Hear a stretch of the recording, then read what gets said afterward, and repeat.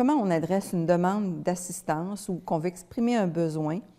Bien, on appelle notre CLSC, hein, le CLSC de notre territoire, et on va vous diriger vers ou une infirmière ou une travailleuse sociale à qui vous allez exprimer un besoin. Alors, vous allez avoir une situation qui vous met en difficulté, dans le vieillissement, dans la perte d'autonomie, dans l'apparition d'une maladie. Donc, oui, vous exprimez un besoin. Ces gens-là vont regarder comment le CLSC peut répondre à votre besoin et s'il y a lieu, l'équipe du soutien à domicile va entrer en jeu. Et là, on va vraiment aller chez vous, faire une évaluation de vos besoins pour être sûr qu'on saisit bien l'ensemble de votre situation. Donc, vous avez exprimé quelque chose, on va évaluer votre situation.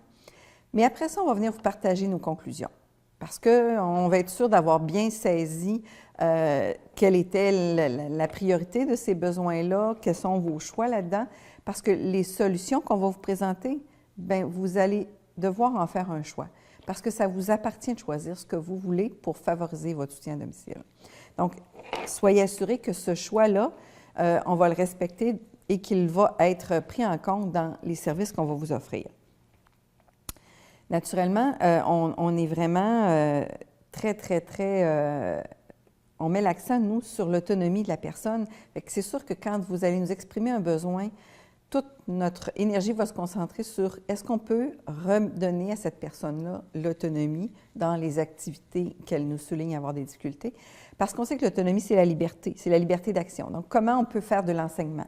Comment on peut suggérer des aides techniques, de l'adaptation pour reprendre l'autonomie à une activité?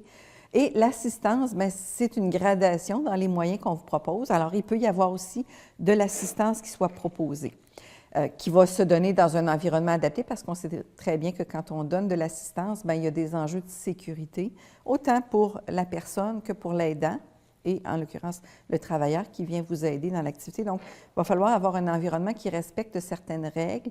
Et ça, on est partenaire pour aussi que vous puissiez actualiser les règles de cette adaptation-là. Il faut savoir que nos services sont vraiment offerts 7 jours et jour-soir. On a vraiment la prétention que les services doivent couvrir une plage horaire maximale et que jour-soir, 7 jours, c'est déjà quand même une offre de service qui peut vraiment faire la différence dans vos conditions de soutien à domicile.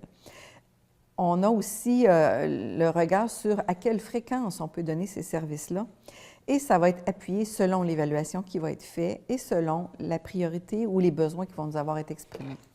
Il est parfois dangereux de l'extérieur de prétendre qu'une personne a besoin de tel service à telle fréquence.